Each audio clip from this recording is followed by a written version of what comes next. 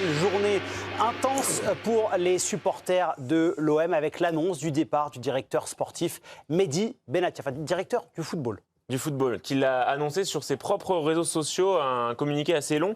Après une longue réflexion, j'ai pris mes responsabilités et j'ai décidé le lundi 9 février de mettre fin à ma collaboration avec l'OM. Vous connaissez ma franchise et ma transparence, donc compte tenu des crispations autour de la direction, j'ai effectivement posé et non proposé ma démission, car selon moi, le club passera toujours avant les hommes et je ne souhaite pas que ma présence devienne une entrave ou un poids pour l'organisation et le développement. Ça continue. Je pars avec le sentiment d'avoir fait le maximum sur le plan professionnel, mais avec le regret de ne pas avoir réussi à apaiser l'environnement autour du groupe qui, selon moi, a largement les capacités pour atteindre les objectifs demandés. Merci beaucoup Maxime. Avant de poser des questions un petit peu plus précises, c'est vrai qu'on pouvait peut-être s'attendre au départ de Mehdi Benatia, puisqu'il avait lié auparavant son avenir à celui de Roberto De Zerbi, qui est parti en milieu de semaine. Mais Raymond, comment vous avez pris cette nouvelle à chaud comme ça, quand vous avez ouvert l'application L'Équipe, puisque vous n'allez que sur l'application L'Équipe, c'est important, les autres n'existent pas. Comment vous avez réagi ? Moi, je trouvais que c'était honnête et courageux. Il a lié son sort à l'entraîneur. L'entraîneur, Roberto De Zerbi. Il n'a pas pu le retenir, les circonstances. On ne sait pas trop comment ça s'est passé. Mais quel est le poids du président ? Quel est le poids ? C'est pas le public qui, pour une fois, à Marseille, a fait la pression pour virer l'entraîneur, parce qu'au contraire, les Marseillais étaient plutôt pour l'idée de le garder. Donc ça vient forcément du président. Ça veut dire qu'il y a forcément un désaccord entre le directeur sportif et le président. Lui, il suit son truc. Moi, j'ai trouvé que c'était honnête et courageux. Et maintenant, j'attends la même chose du président. On attendra de voir pour ce qui se passe de Pablo Longoria. Mais pour remettre un petit peu de contexte, il y a eu une réunion entre Roberto De Zerbi, Mehdi Benatia et Pablo Longoria. Et les deux parties, que ce soit le board et l'entraîneur, ont échangé et ont estimé chacun que la meilleure solution était que Roberto De Zerbi s'en aille. On rappelle qu'il n'a pas pris d'indemnité de départ. Il s'est assuré des indemnités. En revanche, pour ses adjoints, ils étaient 7. Samir, l'annonce du départ de Mehdi Benatia, comment vous l'avez perçu ? Moi, j'ai eu une surprise pour moi parce que... Ah, vous pensiez qu'il allait rester jusqu'à la fin de la saison ? Je pensais qu'il allait rester jusqu'à la fin de la saison, donc j'ai été un peu surpris. Je pense que c'est pour l'OM une vraie perte, parce qu'il a apporté beaucoup de choses et on va avoir un débat par la suite. Et ouais, on en parlera un petit peu plus tard. Le démontrer, mais ouais, moi, je pense que ce départ peut créer vraiment une vraie perte à l'Olympique de Marseille aujourd'hui. Hugo, quand on est... joueur et qu'on voit que le coach, le directeur du football, en une semaine, quitte le club pour des tensions, puisque Mehdi Benatia en parle dans ce communiqué. Il a dit qu'il n'avait pas réussi à apaiser l'environnement. Je suppose que ça englobe beaucoup de choses. Comment on peut être touché, impacté ? Ça sent le sapin. Mais non, mais quand toi, tu es dans le vestiaire, parce qu'en plus, il le dit, et c'est ce que je trouve fou, je vais reprendre la phrase que je dis tout à l'heure sur l'Olympique lyonnais. En fait, l'Olympique de Marseille, c'est fait d'une opportunité que des problèmes. Ouais. Parce qu'en fait, quel est le problème là aujourd'hui ? S'ils gagnent contre Paris au Koweït, alors qu'ils en prennent 5 la semaine dernière, il reste ou il s'en va ? Et qu'ils perdent contre Bruges, il reste ou il s'en va ? Moi, je comprends pas. Ils sont encore dans les clous. Ils sont encore dans les clous et ils se foutent le feu. Et ils se foutent le feu. Et là, peut-être qu'ils vont dégringoler et ça sera une vraie catastrophe pour eux. Alors qu'ils sont dans les clous. Mais la réalité, c'est que quand il y a quelque chose qui se passe bien dans cette équipe, tu as l'impression qu'ils sont champions olympiques. Et puis ils perdent un match et ils sont 18e de Ligue 1. C'est les montagnes russes qu'a évoqué plusieurs fois De Zerbi en conférence de presse. La vérité, c'est qu'ils ne sont pas au niveau du PSG. On veut bien la faire croire ce que vous voulez, mais le jour où le PSG ils se mettent en ordre de marche, ils se font rouster, mais comme toute la France. Mais ils ne sont pas avant-dernier de Ligue 1, en fait. Donc, c'est l'OM, c'est un club passion, c'est différent. Oui, mais ça fait 10 ans que c'est un club passion et ça fait 10 ans qu'ils se prennent les pieds dans le tapis. Il n'y a pas un moment où, avec un mec comme ça, qui est intelligent, qui connaît la région, qu'un mec a joué au Bayern, tu ne vas pas changer les supporters et la population, c'est impossible. Là, tu peux mettre n'importe qui. Quand il démissionne, c'est un signe. Ça veut dire quelque chose.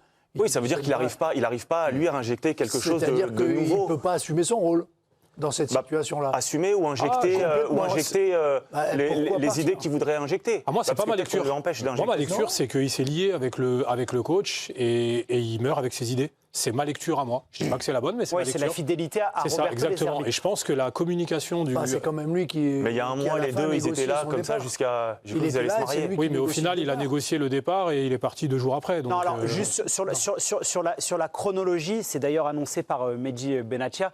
Il a annoncé son départ au club lundi, avant le départ de Roberto De Zerbi. Et ensuite, pour une question de timing, ce départ a été rendu officiel aujourd'hui, parce qu'il devait d'abord parler de vive voix avec Franck McCourt, qui était ce week-end présent à Marseille. Mais la décision de quitter l'Olympique de Marseille, elle date, selon Mehdi Benatia, de ce lundi. Et pour moi, il y a des signaux. Il a répété 3 ou 4 fois durant la saison, je ne resterai pas longtemps à l'Olympique de Marseille. Pour moi, il envoyait déjà des signaux. Je pense que c'est beaucoup plus Justement, là, cette déclaration, c'était après la défaite au Koweït face au Paris Saint-Germain lors du Trophée des Champions. Oui, Mehdi Benatia qui s'était présenté devant les journalistes en zone mixte et qui avait déclaré ceci.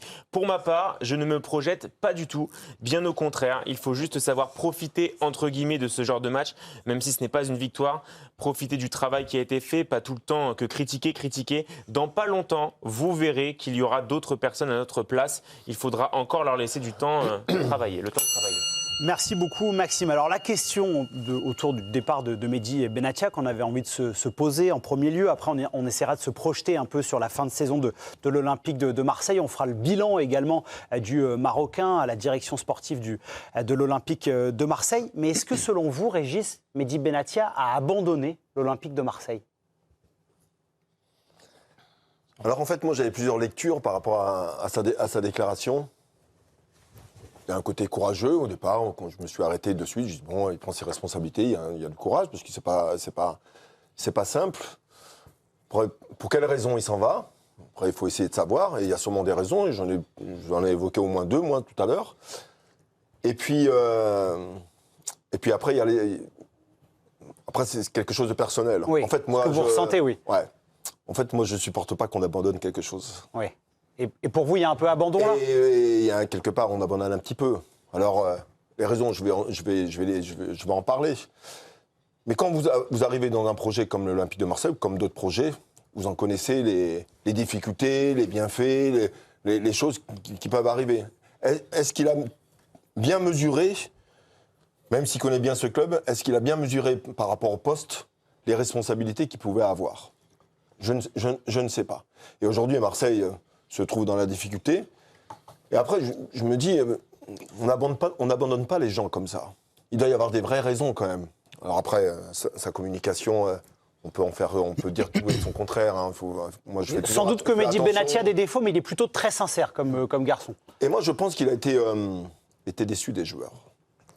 Ah, vous voyez ça par rapport au groupe ? Moi, par rapport au groupe. Parce que quand vous avez un poste comme ça, vous vivez au quotidien, tous les jours avec eux. Vous avez un poste comme ça dans un club, vous avez des discussions avec tous les joueurs, tous les jours. Et je pense que le match à Bruges, le match à Paris, certains matchs où il y avait une vraie importance pour l'Olympique de Marseille, les discussions qu'il a pu avoir avec les joueurs n'ont pas été reconduites en fait sur la performance. Ouais. Et je pense qu'il a été déçu. Parce que quand vous regardez sa carrière à lui, ça n'a pas été facile, hein, sa carrière. Au début, ça a été très compliqué. Il passé par Clermont-Ferrand, il a dû travailler dur pour arriver là où il est arrivé. Et un grand respect pour ce qu'il a réalisé dans sa carrière. Et aujourd'hui, je pense qu'il y a eu un décalage entre les mots qu'il a pu avoir avec les joueurs, avec le groupe, et les performances qu'il y a eu sur le terrain. Et ça lui a mis un coup. Tu veux dire qu'il a plus de hargne que les 3/4 de son équipe? Bah, je pense. Ouais, non, mais et moi, je pense que la valeur des mots qu'il a pu avoir avec certains joueurs, et à commencer peut-être à travers les leaders, en fait, ils ne lui ont pas redonné, en fait. Et lui, il a fait confiance. Il a fait confiance. Après, la relation qu'il avait avec l'entraîneur, je trouve ça d'une solidarité, il faut la respecter. Et aujourd'hui, est-ce qu'il n'y a pas un problème avec le président? Régis, du coup, je rebondis sur... Je réponds à Régis. Moi, je pense qu'il y a eu un vrai souci avec Pablo Longoria. Voilà, il y a peut-être un problème. Du coup, moi, je rebondissais sur ce que disait Régis. Et après, on fera parler Yohan qui n'a pas encore parlé. En disant, du coup, en t'écoutant attentivement, effectivement, j'ai noté pas mal de choses, mais du coup, moi, je l'interprète... Pourtant, vous n'avez pas de stylo, c'est très fort, ça vient. Non, c'est vrai, j'ai une bonne mémoire, j'ai une mémoire sélective. Et du coup, je l'interprète, du coup, plus comme un abandon, mais comme... il sent qu'aujourd'hui, il a été trahi. Oui. C'est un constat. Aujourd'hui, il a été trahi. Il n'arrive plus à porter, en fait. C'est ça, et il assume ses responsabilités en disant « Ok, les gars, je suis peut-être trop exigeant. Je suis peut-être pas la bonne personne dans ce moment-là à l'Olympique de Marseille. Il en faut qui ? Je vais prendre mes responsabilités. Il y a une forme de courage. Après, c'est chacun sa trait de personnalité. C'est ça, exactement. Moi, je respecte. Hein, Moi, personnellement, j'abandonne pas. En fait, je dois faire voir que je suis là. Mais après, j'essaie de trouver les raisons. Pourquoi de toute façon, il y a des raisons. On quitte pas son poste comme ça. Non, mais il y a évidemment des raisons. De dire que Mehdi Benatia est le seul fautif de ce qui s'est passé à Marseille, non. Chacun a sa part de responsabilité. Et il ne faut pas non plus mentir aux téléspectateurs et aux téléspectatrices. Dans le monde du foot, chacun joue aussi sa carte. La communication est très importante. Et c'est ce qui fait défaut, à mon sens, à Marseille. C'est que parfois, certains pensent un peu trop à eux et pas assez au club. On va juste réécouter Pablo Longoria. C'était en 2024, après la dernière journée de championnat, après un match face au Havre. Il nous présentait son projet pour son futur Olympique de Marseille. On l'écoute. On doit comprendre beaucoup des erreurs qui ont été commises, spécialement parce que si un groupe ne prend pas dans tous ces collectifs, le football c'est un sport collectif. Je n'aime pas prendre des choses individuelles ou pas individuelles aussi. Il y a des réussites, il y a beaucoup des erreurs pendant ces derniers moments. La chose importante, c'est de repartir avec de la stabilité, quelque chose que ça te donne un contexte plus positif. C'est quelque chose maintenant très important aussi de comprendre de comment créer un collectif dans lequel tu peux donner une continuité pendant 3 saisons et dans lequel tu as les temps, aussi la mentalité dans laquelle se mettent ensemble beaucoup de têtes pour faire une saison, 2 saisons, 3 saisons dans une façon consécutive et dans lesquelles il y a une volonté de construire tout le monde ensemble. Bon, alors c'est sûr que quand on réécoute ça sur le terme stabilité, collectif, projet de 2-3 ans... On fait comme Régis tout à l'heure, on éclate de rire. je sais pas, mais bon, après, le football, c'est une science qui évolue. Forcément, il y a des choses qui changent. Samir, je vous mets sur pause 2 secondes parce qu'on n'a pas entendu Johan. Sur ce plan de 3 ans, pour le coup, Mehdi Benatia était un acteur majeur. Il y a eu ce pacte fort entre Roberto De Zerbi, Mehdi Benatia et Pablo Longoria. Est-ce que quelque part, même si Roberto De Zerbi est parti, Mehdi Benatia, il ne devait pas aller au bout de ce pacte de ces 3 années ? Ah non, il n'avait absolument plus rien à faire à l'Olympique de Marseille. C'est un désastre total. Et j'espère que Pablo Longoria va suivre demain. Moi, en plus, c'est très simple. Moi, jusqu'au coup d'envoi. Contractuellement, demain, ça va être compliqué. Demain peut-être ou en fin de après-demain. saison. Mais jusqu'au coup d'envoi. Parce que là, je suis pas du tout d'accord. Il faut que tu lances le débat. En plus, Samir, moi, je suis très honnête. Jusqu'au coup d'envoi du match contre Bruges, et moi, je suis honnête, je l'ai dit 150 000 fois ici, j'étais pro pour l'Olympique de Marseille là. C'était un Marseille qui avait des failles, qui avait des hauts et des bas, mais qui nous faisait vibrer. Jusqu'au coup d'envoi, j'étais même De Zerbien. Moi, je me considère comme De Zerbien, sa philosophie. J'étais pro Longoria et j'étais pro. Mais là, tu as le match justement contre Bruges. C'est parce que c'est un match absolument fondamental où tu as eu des années pour construire ce match. C'est un match qui te faisait basculer et je me suis dit, les feux étaient ouverts. Tu vas à Bruges. Tout le monde sait que Bruges, dans le premier quart d'heure, est extraordinaire. Et moi, j'ai une passion pour les perdants, j'ai une passion pour ceux qui ont des failles, pour des faillites. Tu vas à Bruges. Tu as tout un peuple qui attend ça pour te qualifier en barrage. Tu prends 2 buts en 11 minutes. Tu es en dessous de tout, est catastrophique. Et j'ai une passion pour les perdants. Et encore une fois, je le répète. Mais en revanche, il faut être grand dans la défaite. Et à Bruges, tu prends 3-0, mais tu aurais pu avoir 6 ou 7-0. Le match contre le Parc des Princes, jamais le PSG, ils ont pas joué contre le Stade. Au PSG, non mais ça veut dire, juste pour finir, jamais l'Olympique de Marseille n'avait pris 5 buts, n'avait perdu par 5 buts d'écart au Parc des Princes. Il y avait eu un 5-1 au Stade et Vélodrome. c'est-à-dire que tu as eu tout le temps, on va en parler, on n'est pas là pour déflorer le débat, et moi, je l'avais dit au lendemain de la défaite contre Bruges, j'espérais qu'il démissionne De Zerbi, bon finalement il est parti quelques jours plus tard, là maintenant ça suit avec Benassia, et j'espère que Longoria, parce que je pense que dans la vie, il y a un truc qui est très important, c'est le sens des responsabilités. Cette faillite totale ne peut pas rester sans coupable, sans fautif, et je suis contre les chasses aux sorcières. Et je pense que De Zerbi a lancé le mouvement, Benassia aujourd'hui, et j'espère que Longoria, et je je suis pro-Longoria. Mais là, c'est un échec. Mais pour moi, alors si vous êtes pro-Longoria et vous dites ça, ne soyez jamais pro-Castaldi, s'il vous plaît. Non, mais c'est contradictoire. Déjà, la première chose, c'est que tu peux pas détruire 1 an et demi de travail sur un match à Bruges. Ça, c'est la première chose pour moi. Et tu te contredis pourquoi ? Parce que tu dis ils ont besoin de stabilité, mais en même temps, tu prônes à travers 2 défaites, tout raser. Mais c'est pas logique. Tu peux pas demander de la stabilité. Et à partir du moment où ils ont commencé à raser. Hein. Alors ils ont viré l'entraîneur, le directeur. Oui, mais c'est la conséquence de tout ce qui se passe, de cette communication négative. Pour moi, je termine juste. Ouais. Pour moi, là, aujourd'hui, ce qui a tué et De Zerbi et Benatia, excusez-moi du terme, mais ce qui a pu les mettre en difficulté, aujourd'hui, et ce qui a fait qu'ils sont aujourd'hui, ils ont démissionné et ils sont plus au club. C'est leur communication. Et pour moi, c'est le seul point négatif. Quand on fait le calcul, que ce soit sur l'aspect financier, mais effectivement, on effleure le débat, quand on fait le calcul et quand on fait le compte-rendu sur l'aspect financier, sur l'aspect sportif, je suis désolé, il n'y a pas que des choses positives, il n'y a pas que des choses négatives. Et ce qui les a mis en difficulté, c'est leur communication. 8e en Ligue 1 il y a 2 ans, 2024. 8e, une saison. Oui, mais il est arrivé en cours de 8e. saison. Mais là, bon, ils sont 4e. Là, on va rentrer dans le débat. Oui, juste ouais. si, parce que Samir soulève un point, pour moi, très important de Roberto De Zerbi et Mehdi Benatia. C'est la communication. Ce qu'ils ont un peu instauré, et Pablo Longoria également, le côté seul contre tous. L'an passé, il y a une croisade qui a été un petit peu menée contre le corps arbitral. Cette saison, ça a beaucoup été le cas contre les médias, en disant on nous en veut de l'extérieur. Est-ce que, Raymond, quand on est à la tête d'un club de haut niveau, de répéter à tue-tête, et du coup on répète à son groupe, que c'est jamais de votre faute, c'est toujours la faute des autres, est-ce que c'est pas contre-productif ? Non, parce que les joueurs savent très bien que c'est une comédie, c'est pour forcer, c'est pour sur l'arbitre. Les joueurs sont pas dupes. Ils sont pas dupes de ça. Le vrai problème, moi je suis pas d'accord sur ce que tu viens de dire. C'est le problème, il n'est pas la communication. Le problème, il est les performances des joueurs sur le terrain. C'est eux les premiers responsables. Après, les entraîneurs, le directeur sportif, on est obligé de mettre du plâtre à droite, à gauche pour expliquer l'inexplicable. Mais le problème, c'est les joueurs qui ont perdu 3-0. C'est la vérité, Giovanni. Mais la vérité. Mais s'ils ont perdu, et la question qu'il faut se poser, s'ils ont lâché dans ces moments-là, il y a une explication et un lien avec le climat du club et avec l'entraîneur qui a fait 33 équipes, avec 33 compositions, avec 33 équipes différentes. Parce que dans le programme de stabilité, tous les ans, il faisait 10 transferts. Oui. À chaque mercato, il y a 250 mouvements. Comment on va garder une stabilité là-dedans ? Comment on peut expliquer ça ? Donc, les conséquences de cette perte des joueurs qui n'ont pas été performants sur le terrain, je suis d'accord avec Régis quand il dit que Benassia, mais il a senti qu'il n'y avait pas de prise. Tu peux dire ce que tu veux. Les mecs, ils ont lâché parce qu'une fois, il y en a un qui joue là, l'autre, il joue là-bas, ils changent d'équipe, ils changent d'organisation. On dit la même chose. Moi, quand je parle de communication... Oui, mais moi, quand je parle de communication... c'est que du plâtrage derrière qui sont... Moi, je ne suis pas d'accord. Moi, je pense pas.